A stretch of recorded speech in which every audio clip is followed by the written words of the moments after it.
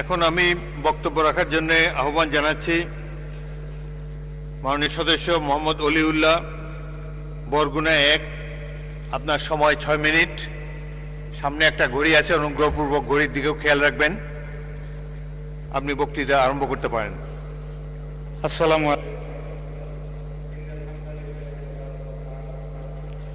মাননীয় স্পিকার, এই মহান সংসদে আমাকে কথা বলতে দেওয়ার জন্য আপনাকে অসংখ্য ধন্যবাদ।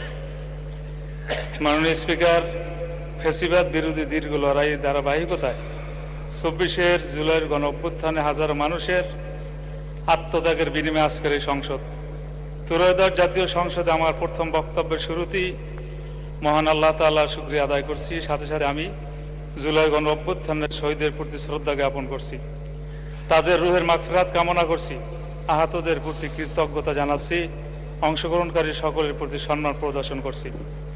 মাননীয় স্পিকার, ত্রয়োদশ জাতীয় সংসদে আমার বক্তব্যের শুরুতেই আমি আমার নির্বাচনী এলাকা বরগুনা 1, বরগুনা সদর, আমতলী এবং তালতলী এর সকল জনগণের প্রতি আমার শ্রদ্ধা ও কৃতজ্ঞতা। হাত পাখার প্রতীকে ভোট দিয়ে আমাকে নির্বাচিত করেছেন বলেই আমি আজ সংসদে যে আস্থা নিয়ে আমাকে নির্বাচিত করেছেন সে আস্থা রক্ষা আমি প্রতিজ্ঞাবদ্ধ। মাননীয় স্পিকার, জুলাই গণ অভ্যুত্থানের শুরু থেকেই আমার দল ইসলামী আন্দোলন বাংলাদেশ বা আমার নেতা পীর সাহেব চরমনাই সহ আমরা মাঠে লড়াই করেছি। নানা কারণে অনেকেই যখন দলীয় ব্যানারে এই অভ্যুত্থানের সাথে সম্পৃক্ততা ঘোষণা দ্বিধান্বিত ছিল, তখন আবু সাঈদের শাহাদতের পরে আমার নেতা পীর সাহেব চরমনাই হত্যাকারীদের প্রতি রাজপথে গর্জে উঠেছিলেন, ওই নরপিচাস আমার সন্তানের বুকে গুলি করলি কেন। 4 আগস্ট থমথমে পরিবেশের মধ্যে জীবনের ঝুঁকি নিয়ে মুফতি সৈয়দ মোহাম্মদ ফয়জুল করিম সাহেবের চেয়ারম্যানের নেতৃত্বে আমরা রাজপথে ছিলাম এবং শাহবাগে অবস্থান করেছিলাম। মাননীয় স্পিকার, ব্রিটিশ বিরোধী সংগ্রাম থেকে শুরু করে 52 ভাষা আন্দোলন এবং আমাদের মহান স্বাধীনতা সংগ্রামের সকল শহীদ অংশগ্রহণকারীদের প্রতি আমার দলের পক্ষ থেকে শ্রদ্ধা ও সম্মান জানাচ্ছি। আমি বিশেষভাবে স্মরণ করছি ইসলামী আন্দোলন বাংলাদেশের প্রতিষ্ঠাতা আমির মাওলানা সৈয়দ মোহাম্মদ ফজলুল করিম মরহুম পীর সাহেব চরমনাই। তিনি 1987 সালে সাংবিধানিক সংস্কারের প্রয়োজন অনুভব করে গঠন করেছিলেন ইসলামী শাসনতন্ত্র আন্দোলন, যা বর্তমান ইসলামী আন্দোলন বাংলাদেশ। মাননীয় স্পিকার, রাষ্ট্রপতির ভাষণ একটি সাংবিধানিক বাধ্যবাধকতা ও সংসদীয় রীতি, কিন্তু বাস্তবতা আমরা সবাই জানি রাষ্ট্রপতি মন ও প্রাণ ও কার্যক্রম একটি ফ্যাসিবাদী শাসনের অংশ ছিলেন, যে ফ্যাসিবাদের উৎখাতে হাজারো প্রাণের রক্ত উৎসর্গ করতে হয়েছে। গণ অভ্যুত্থানের মাধ্যমে উৎখাত হওয়া ফ্যাসিবাদের অংশ যে রাষ্ট্রপতি, তিনি ফ্যাসিবাদের উৎখাতের ফলেই গঠিত হওয়া সংসদে ভাষণ দেওয়া জুলাই গণ অভ্যুত্থানকে অপমান করার শামিল। তিনি যখন ভাষণ দিয়েছেন তখন আমরা ওয়াকআউট করেছিলাম। আজকে রাষ্ট্রপতির ভাষণের উপর আলোচনার শুরুতে আমি সংসদে তার ভাষণ দেওয়ার বিষয়ে প্রতিবাদ জানাচ্ছি। মাননীয় স্পিকার, রাষ্ট্রপতির ভাষণ সরকারি দলের স্তুতি ও তাদের অতীত সাফল্যের বর্ণনা, আগামীর প্রতিশ্রুতি সমন্বিত একটু উপত্থান যা সরকারি দল কর্তৃক লিখিত হয়। রাষ্ট্রপতির এবারের ভাষণও এই সত্যের কোনো অন্যতা হয় নাই, তবে ভাষণ সুলিখিত ও মার্জিত, তার পাঠ ও সাবলীল ছিল, সেজন্য রাষ্ট্রপতিকে আমি ধন্যবাদ জানাতে পারি।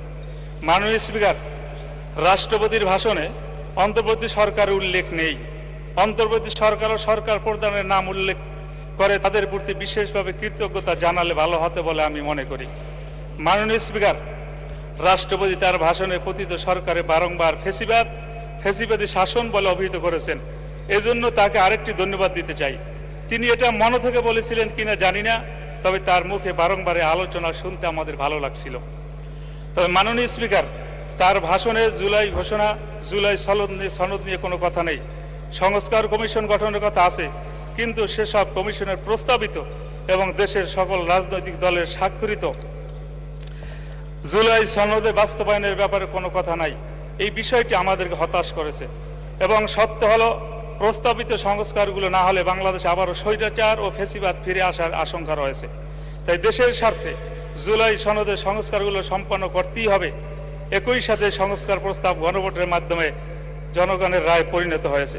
মাননীয় স্পিকার, আমার নির্বাচনী এলাকা বরগুনা 1, বরগুনা সদর, আমতলী এবং তালতলী, আমরা এই বরগুনার যে লক্ষ কোটি মানুষ বসবাস করতেছে, আমাদের বরগুনা উন্নয়নের দিক থেকে একেবারে পিছিয়ে। মাননীয় স্পিকার, পায়রা ও বিষখালী নদী বেষ্টিত আমাদের জেলায় নিরবিচ্ছিন্ন যোগাযোগ এখন সময়ের দাবি। জনভোগান্তি লাগবে, এই রুটে দ্রুত একটি আধুনিক ফেরি সার্ভিস চালু করার জোরালো দাবি জানাচ্ছি। আমতলী পুরঘাটা বড়ইতালবাগ বাইনচটকি পয়েন্টে সেতু নির্মাণ করা হলে দক্ষিণ অঞ্চলের মানুষের যাতায়াতের এক যুগান্তর বিপ্লব ঘটবে, শিক্ষা খাতে ব্যাপক ভূমিকা রাখবে, যা রাজস্ব বৃদ্ধিকে সহায়তা হিসেবে কাজ করবে। মাননীয় স্পিকার, তালতলী উপজেলার প্রশাসনিক গতিশীলতা আনতে তালতলীকে দ্রুত পূর্ণাঙ্গ পৌরসভা হিসেবে ঘোষণা করার দাবি জানাচ্ছি।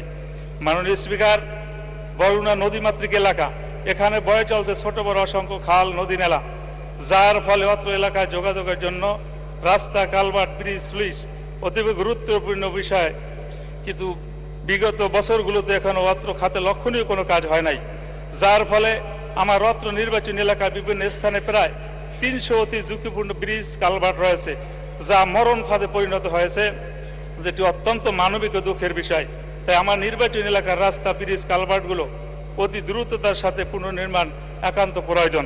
মাননীয় স্পিকার, তালতলী বরগুনা থেকে বিচ্ছিন্ন একটা উপজেলা, এ জায়গায় একটা দ্রুতগামী একটা ফেরির ব্যবস্থা করার জোরালো দাবি জানিয়ে আমি আপনাকে অভিনন্দন জানিয়ে শেষ করছি। আল্লাহ হাফেজ। আসসালামু আলাইকুম রহমতুল্লাহ। ধন্যবাদ মাননীয় সদস্য। আপনিও আপনার পূর্ববর্তী বক্তার মতো দেখে দেখে পড়েছেন সংসদের রেলর নাম, ভবিষ্যতে না দেখে বলার অভ্যাস করেন। এটা সংসদের রেওয়াজ, যেটি আমাদের সকলেরই মান্য করা উচিত। অত্যন্ত বিনীতভাবে আপনাকে জানাচ্ছি ধন্যবাদ।